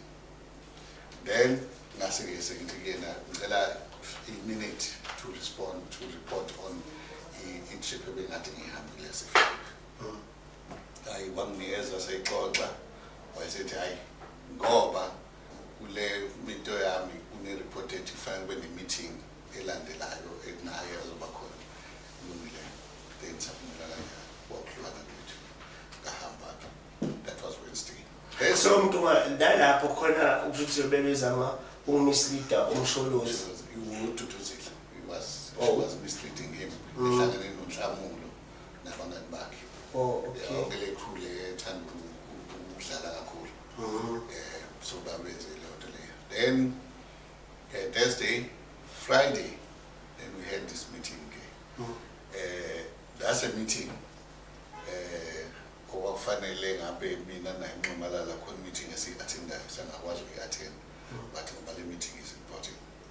But only to find ukuthi that meeting is a meeting that he decided nalo mkhuphana wakhe womama ukuthi bathi bayangixosha. Sahlala leyo meeting wachaza-ke yonke into, then waseyasho ukuthi no, le organization yakhe useyithathile. Uma ngifuna ukurejista ngingaphinde ngorejista kabusha ku-MK2, but lo sengowakhe uyangixosha wona. So kuyishona umsholozi manje ngokwakhe. Ngokwakhe. Yes, ngokwakhe. Sahlukana-ke ngahamba ngabuya. But what I want to make it clear ukuthi uNxumalala has no right ukuthi ngangixosha kwi-organization. One, is not a president of Umkhonto weSizwe, but registration, I am the leader of the party. But in the eyenzekile, les very same ngane yakhe le, after I wrote a letter, I submitted to IEC, she wrote another letter, forge in signature yami, wathi ngiyaresign as a leader of the party and as a member of the Umkhonto weSizwe. Ungicacisele la mntu ngakhona into ethanda ukusala kuyona. Kukhona la wena owayehoxela, I think kwavela nakuma-TV ukuthi uyahoxa wena. Kwasanda kuphuma isinqumo senkantolo. Wathiwa uyahoxa wena ukuthi uzosebenza ikhanda lakho but kuzongena elikaMshuluzi. Ngicela ukuthathe through la. Okay. I-ICET as a leader of the party, sinike uletha ama-pictures wakho, sizowafaka eduze kwelogo ye-organization. Ngithi-ke mina no thina sivumelene ukuthi since uNxumalala sifisa ukuthi ube yi-face yethu, sizofaka ubuso bakhe instead of ubuso bakhe. Ithi-ke ayisibhala incwadi-ke usitshele lokho. Ngayibhala incwadi ngabatshela cha yilokhu engikufisayo. Yilokhu-ke akushoyo emashinini in our conversation efonini noMandi mangibuya ePhilip. Uthi no sifuna isiqiniseko salokho ukuthi uyavuma wena ukuthi sifake uNxumalala ubuso bukaNxumalala obakho. Ngathi mina yes. Wathi sizoya kuphi kwi-commission socela ukuthi-ke sikhiphe usingafaki wena sifake uNxumalala. We're talking about a face. We're not talking about we removal as a leader of the party. We're talking about face. Abe Bupalot. Kanti this Ntombazane waNxumalala uzohamba ayobhala incwadi athi mina ngiyaresign as a party leader and as a member of Umkhonto ukuze ngene babo wakhe. Wasforja isignature yakhe wayisubmit kwa-IEC. Uma isubmit kwa-IEC, mina ngisubmithile nami yami lethe esho lekho ngisho ukuthi by-face enzoba ubhalona. Engasho lutho ngokuresign, engasho lutho ngokuphuma ekutheni ibe leader of the party. 2 letters zikhuluma one thing, yena wafaka le. But then u-IEC wathatha le in a forged signature wa-implementa yona remove from leadership position in the organization. So that is why I'm challenging IEC. I sent you 2 letters with my signature, but when are you taking a wrong one and the signature you implement it? That's where we are. manje uzoprova kanjani ke Mdungu ukuthi le i-4G I think phela isizwe banaleyo problem yokuprove manje or wena fanele wenze phela ukuthi uprove ukuthi ngempela le ibi-4G we le iyangempela It's even ingane encane. If you take the letters, ubekela iyacaca ukuthi le akusiyona yami. so wenzeni ukuchallenge lento Mdungu uyifaka enkantolo Mhlawumbe isecourt. isecourt already Yeah, we will discuss that in the court. It's not a problem. But what is happening right now is ngimchallenge-ile ngabusendela incwadi umsuspender as a party leader.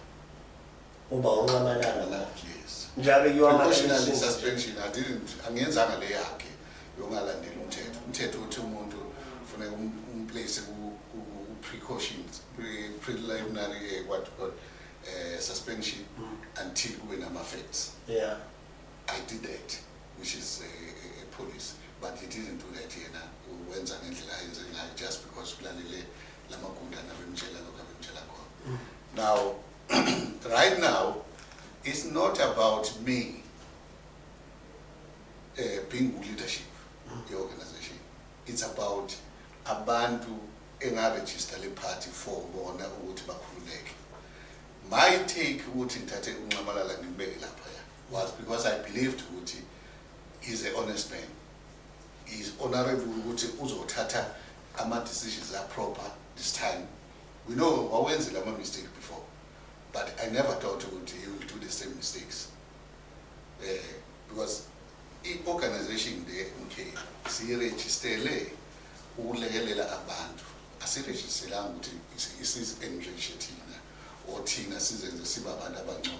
bangaka abantu aba-appear kwe-registration Mhlawumbe ngiqede le kusengiza kule. Because you see right now uNxamalala is saying iqembu lakhe wayengithumile akalanthumi. That's one.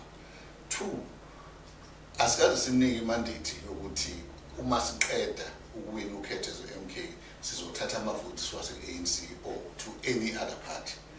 Lenda ayishoyo is totally contrary to what Tina, when we started this organization, said. We said sifuna abantu base South Africa bakhululeke. Abantu base South Africa are fed up about the ANC.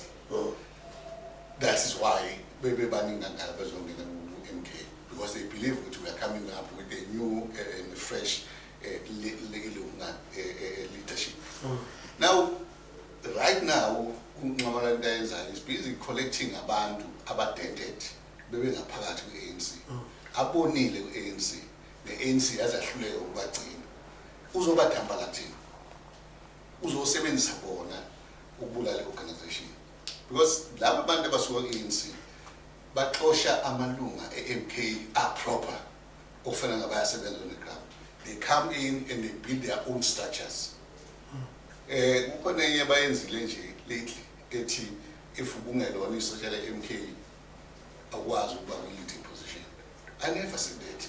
When I did the registration, even in my founding statements, there's nothing like that.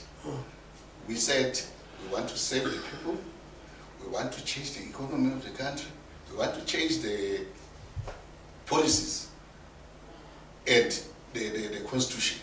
Izokwazi ukuthi ibe friendly to abantu abamnyama base South Africa bahluphekayo. Because as we speak, i-organization ekhona u-ANC ilimele because of abantu aba-corrupt abangaphathi ku-ANC abangalekeleli abantu abamnyama bangalekeleli abantu bakithi. So uNxamalala, we believed ukuthi uzosinikeza leyo nto le, but he is failed already. He's shown me ukuthi so umsholozi umthatha njengomuntu ongekho corrupt as the popular view sibona kweba media ubungamthathi wena bungaboni lutho oluthintana ne-corruption kuyena.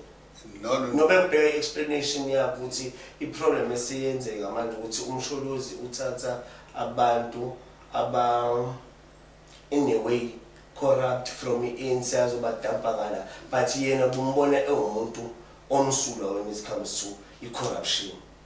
Well, my belief ukuthi the mistakes he made kule 9 years abekuyona was to take wrong people to his corner. And he's doing the very same thing now. He was busy collecting the very same people abamfake ehlathini uhulumeni uzobafaka uMK, which is why MK namhlanje kunengqishunisho engaka. We were running smoothly. Abantu bebe the organization, if I can tell you, ayinayo imali, ayikazi bene imali, kodwa ama programs abekhona abantu bebekhipha imali bephayithini the way bayithanda ngayo. But right now isehlathini because abantu abalidayo sinenqwaba abantu abangekho credible ukuthi bangalida i-organization because basuke ANC ngoba bonile bona abantu abanye bebengama-mayors, abanye bebengama-councillor, abanye bebengama-ministers, abanye but when they came here they've started ukwakha ama-groups, they've started ukuxabanisa abantu ukukhuluma izinto ey'ngekho, and because uNxamalala usebenzile nabo he listens to them the same way he did before. So ingakho ngithi mina uNxamalala right now akasekho kwi-state sokuthi engalida kahle i-MK because he doesn't take ama decision proper. Uthatha ama decision by getting wrong information from the wrong people. So and lastly, bengangena lelo point ngithola perform uqale nini ukurealize lokho because it looks like i-relationship yevele ethinta MK I think isanda kuqala not 2 years, less than 2 years. No, not less, it's only 3 months. 3 months. 4 months at most. Yeah, uzothi uqale nini ukubona lokho mhlambe uke waxoxisana yini naye ukuthi yazi ukuthi but ngathi si attract wrong market la ithini i-view yakhe, understand? Or mhlambe i-question would be benihlala nje phansi nomsholozi nibonisane nivume ungavumelani because ngicabanga ukuthi isimo se-organization siba njalo ngeke uhlale because omunye deducing from what you're saying it's like umsholozi uyafika asho something whatever he says it goes yabona leyo angazi but ungasichazela nje. No, umsholozi sihlalile phansi naye especially in January, February. We had serious discussions. Yeah. Pertaining this issue yabantu abazosuka from other parties. Yeah. Bexoshiwe noma bebusuka because bedale ikhona ungayiphathi kahle ukuthi asibadingi aba-disgruntled. yes abahamba qhubeke bahlale kuma-parties abo mabeza ngapha abahlale as members not uma-leading positions. Then yena ubelokhu ebabiza nga-one by one ufuna ukumenshina one khona okuthiwa uGamete waseMpumalanga wonile lo ababa eMpumalanga uyibulele organization eMpumalanga. EMpumalanga when I started alone going there and organize because this is the first province that's been a successful program. It's a fill up stadium. There was no one. I was alone going to the province. We consulted and consulted and on the ground with one man up to our pro-causa. Frankie, not Frankie Fagutse. Namaya comrades. Abos Bu Nabanyege, Obo Coninsis was a tray canceller. Colleague Kamala. Those comrades, we met just 2 weeks.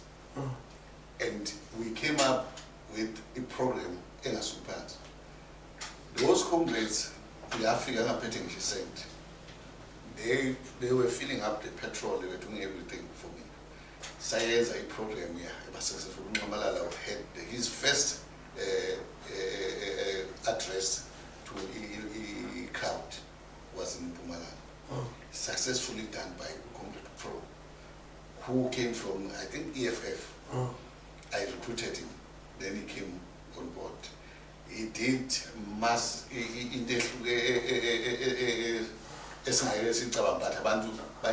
organization, and I think almost we were at 90% membership in Mpumalanga. But then I was not part of Umhlanga, was ANC esisigijimisa enkantolo bafuna ngibameli mangibuya sekubekwe umuntu othi uGamete. When I questioned that, uthi uNcamalala ngiyamchallenge ngithi mina ngumchallenge Ncamalala but nabe umuntu in my absentia kwafanele aningitshelanga but lo muntu uyonile and uyona namanje wathi umuntu wami lo ngiyamazi ngisenzele naye up to today that man has got a party and is busy creating structures abulali MK, but he still wants him that and that's one thing I take umxoshela yona ukuthi nami challenge ukuthi lo umuntu ogangayo afanele abe lapha ngithi ke mina kuyena we agreed nawe ukuthi asizukuthatha abantu abathe date sibafake ekhundleni awukamfaka lo wathi uyamazi but umazi wakhe ngibona ngathi akamazi because lo umuntu is destroying organization even now. I didn't say mina ngifuna ubani. I said abantu must elect umuntu abamfunayo. But people were not given that chance. In actual fact, what we are doing now, apart from MK, izinto zishintshile. Sekusuka umuntu nje othi yena uhlala noMzulu afika athi wena sengiyakubeka, wena ngiyakhipha. That is what is happening ku MK. And that is destroying ithemba labantu from MK. And that is the reason why ukhuluma nomsholozi niyafonelana essentially after expecting aziphinde sihlangana angazi ngiphinde ngihlangana uke wazama kodwa ukuthi ulule isandla ukuthi xoxisana ngalento mhlambe simple nje mina my family is always there. They've been talking to inside like is got itimba netimba lakithi they are talking ukuthi ukhulume but it's taken 2 weeks too long. And I've been silent because waiting to work on Lamatos. They are not happening. Hence today I said, let me tell the world what is happening and why. And this is your first interview? And this is my first interview since after. But what I want to make it clear, abantu base South Africa must not be naive. Bangacabanga ukuthi initiative yami was because I wanted Uvusi ANC, never. The second thing, bantu mama stop thinking ukuthi ngihlangane nabantu be-ANC ubulali MK. Awazi uhlangana no Cyril. Never. Two, uthiwe some time back you destroy ANC. I mean MK ngizoyi-deregister and stuff. Am I that foolish? After so much of work, I had time ngisebenzisa my own money to register i-party. Phela ngithi kanjani ukuthi Mdungu uzuphethe amabhiliyoni? If benginamabhiliyoni, why would I be using imoto zakithi the family? Why? Why ngathenganga umuzi omkhulu and do whatever I want to? I'm not that foolish. So should let and also Bablos, if you should understand. My trip to Philip was solely because the organization, even financial. I was negotiating financial assistance to the organization. Kuthiwa ngixoshelwe lokho ke manje because ngikhulume nomuntu wrong ebengafana ngikhulume naye ngoba lo muntu lo akezwani ngixoxa. Ngikwazela lokho mina. Ngizoyithatha umuntu member ANC. He's a member of South Africa. He's a South African man and he's a member of the ANC previously. He's no longer staying in South Africa. He left South Africa because of his problems. Associated Namagupta and Stellenbosch. I'm not sure. Angiyazi. Ngizwe mina mase ngibe meeting in ukuthi kodwa Mdungu abekho bazama ukukhuluma nawe because uyayikhumbula lento yakudala wena of the same age lento zakudala lezi zinto zo divide and rule ukuthi ngathi threat what to call lento le iMK party threat mhlambe kuma organizations amanye kube sekuthiwa mhlambe ukuze labantu sibanqobe amakhanda abo noma uNcamalala kanye noMtungu asisondeze uMtungu asimnunusele ngemali stuff like that abeka abantu abeke bafika kuwena with the notion.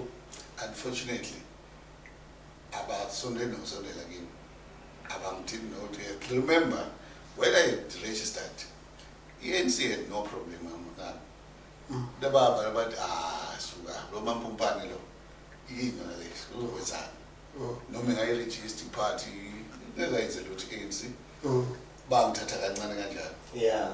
Up to now, I think they still believe ukuthi I'm not that strong ukuthi ngabateka challenge, but the person ongabateka head on ilo Nxamalala. Yeah. That is why focus yami is on Nxamalala. So they never even decided. I don't know whether bakhuluma, but they never came to me. So Manga nje abeqanjwa intombazane ngoba communicator nabo. No, because she's communicating with them. She's got that liberty to be closer to them. I mean, I don't have that liberty. But interest yayo was to take the organization for her benefit ukuthi abe ngcono, because uthi ubaba ANC musically before waba president weza yonke into, but ibona as a family they never benefited. So MK party, she's not going to allow abanye abantu to lead ngosufuna ukusave ubaba wakhe ukuthi angasetshenziswa njengoba ANC yenza. Ingena lapho. She never spoke to me, but she decided ngaleyo ndlela because she's getting fed somewhere a wrong information. If you take out Khumalo, and that is happening now. Abantu be-ANC, they are slowly, not slowly, faster taking over MK. And so I know MK. And Nxamalala is saying, after elections, sizothatha MK, sishone ku-ANC. So in other words, umsebenzi wami engiwenzile uzothatha akubuyisele ku-ANC. That is what worries me.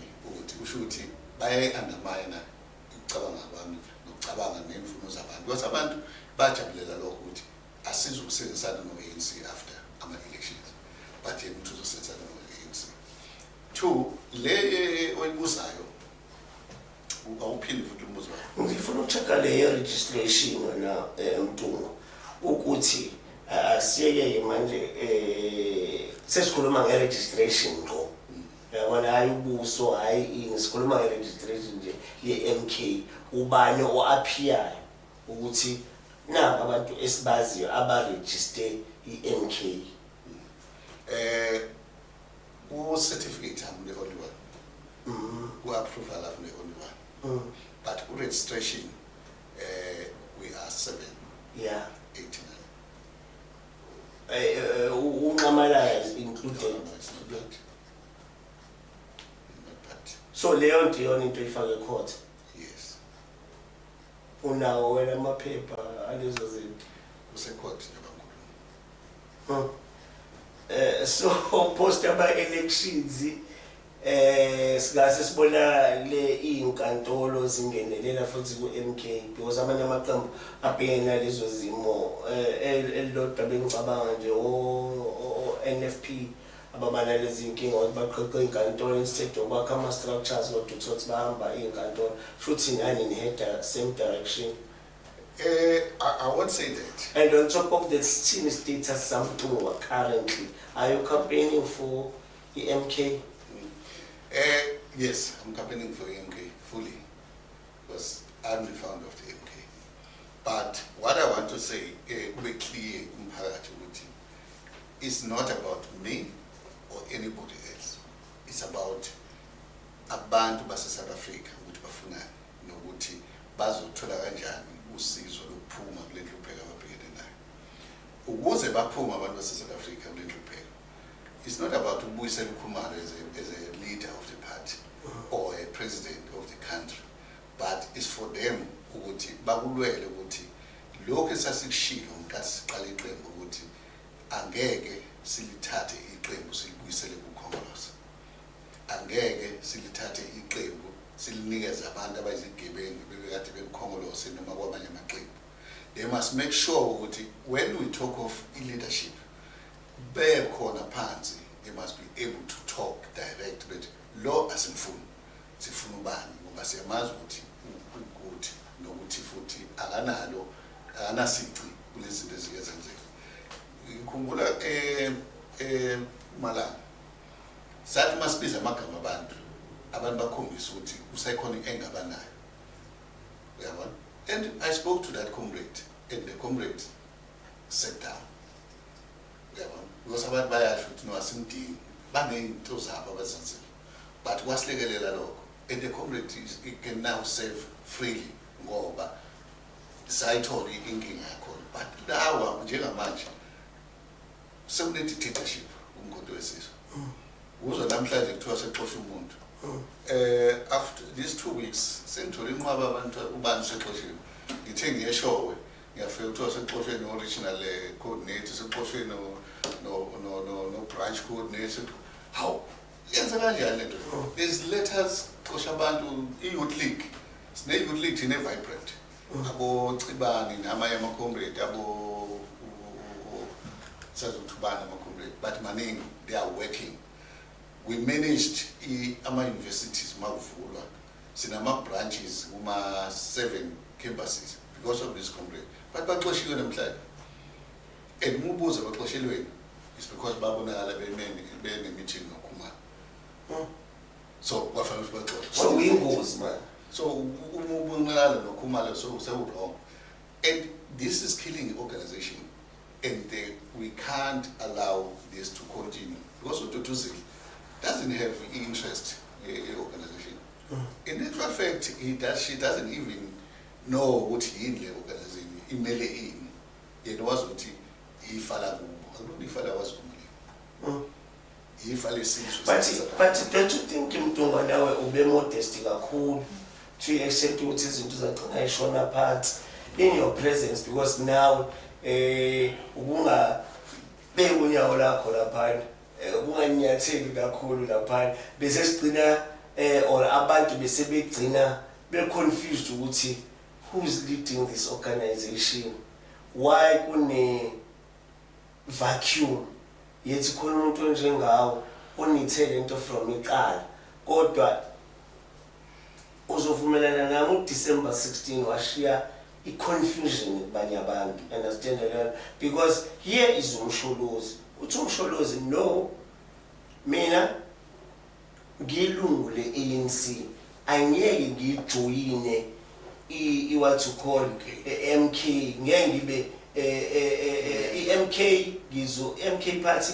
ngizoyicampaignela ayikho intention ukuthi ngibe ne-leadership role ethize wena Mtungu khona ama-utterances zakho anjalo eqhamuka but I'll raise isandla uthi wena awu but mina ngikhona as in a way I guess tell the founding father ya this movement or ya this political party awusho lutho Mtungu ama-cracks uyawabona kukhona uDuduzile ukuthi hayi khona izinto engasahambi kahle lana but wena unesa ama-feelings or I think you were trying to be diplomatic about the whole thing ukuthi but izinto ziyanakala Mtungu don't you think nawe uhleli usho ukuthi yazi uthini ngiyingxenye yale kinga esibhekene nayo as MK?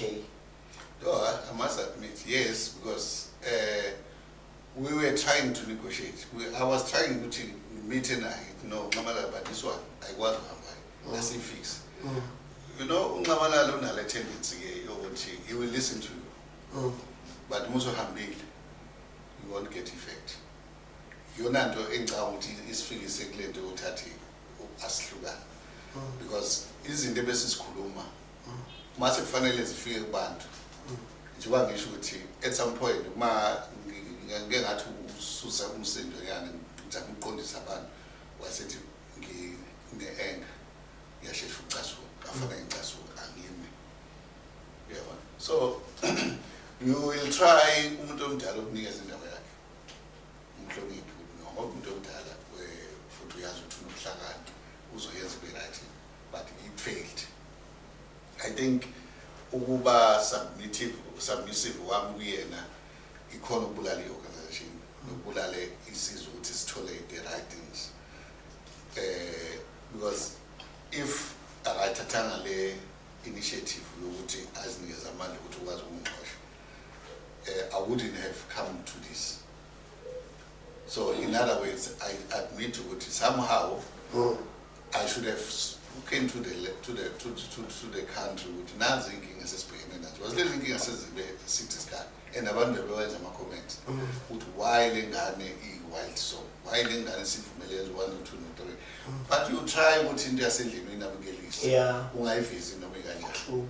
Official, as I'm talking now, there's lots that I can say, but I can't say because it doesn't say. God will show it. Amongst the things is Bulali organization njengamanje. Nezenza abantu bacela ukuthi uKhumalo uthatha imali, uKhumalo wenze ini. There's nothing like that. As I was saying ukuthi imoto zikhona, izasebenza family. Imali okuthiwa ngayithatha khona send. Bathi uyashada futhi ukugana phela ngeke ngada.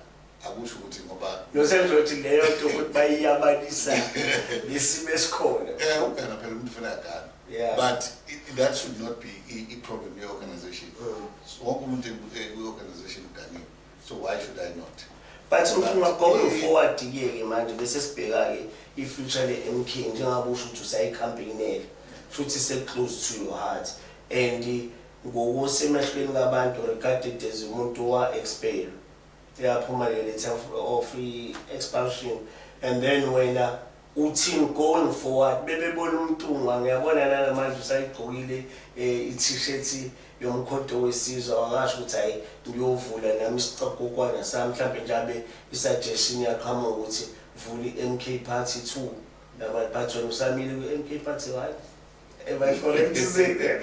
We-MK Party 1 usamile kuyona and futhi njengabe kuyovotwa nje uzobusha ukuthi u-ex wakho futhi uyongena ekhandeni likaMsholozi njengokuvuma kwakho. So going forward for umntungwa ke kuzokwenzakalana nayo ke MK yawushaya ngo-230 kadulwela kwawena wenze njani? I'm still a member of the MK. Up until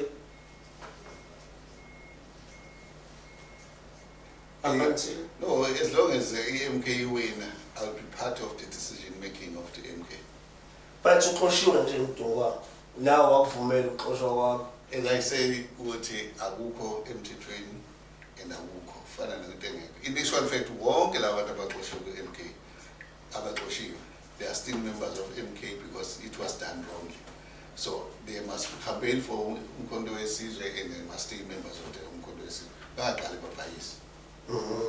Okhanyile bonke nokhanyile wabekwe eceleni kodwa ngizongathi khona isikhundla ngasasithola soon but rumors they are not based on facts but ngiyangayibona into enjalo. No, ngicabanga ukuthi ungashade lokugcina ngoba ngicabanga ukuthi onikisi ku-addressile Mtungwa and abantu bazoba clear manje ukuthi indaba one is comes to imali nemoto uyichazile ukuthi yayiqhamuke kanjani your relationship engahambi kahle phakathi kwakho ngoba ngicathi saqhubeka noduduzile for whatever reason understand i-trip yakho yase-Philippines nobudlelwane ne-ANC ukuthi khona abantu be-ANC bese bekuthengile and all the stuff uyayidismissa such utterances with the content they deserve. That's a bit spokesperson, but I'm just looking anyway. So it but going forward. No, going forward, abantu base-South Africa must love the MK, they must vote for the MK, but they must not make a mistake. Which bayekele ubuholo obukhona njengamanje because we don't have a correct. We need to find and to get a proper leadership back into UMK uzokwazi ukuya phambili. Nabantu ke abangekho tainted. Not so to EMK ibe nabantu abaphuma kwamanye ama-party ngoba bezinto. Mention about 5 nje khona soyibona into ukhuluma ngayo. Lo muntu limali. Lesenzo sibona into ukhuluma abantu they know who are there now who were in the ANC. Abahluleka ngisho uphathe umasipala abahluleka ngisho ukulida uhulumeni bagcina bexoshwa baphuma namhlanje bagcina MK. Everyone knows that. So what I'm saying ukuthi people must love MK, they must vote for MK. MK is here to help them, but MK without them ayikho. So abaqhubeka ngoyithanda MK even though. Yes. Folks, it's been real. Don't you take do what I want to do. If you do it, please take pictures. See you in 7.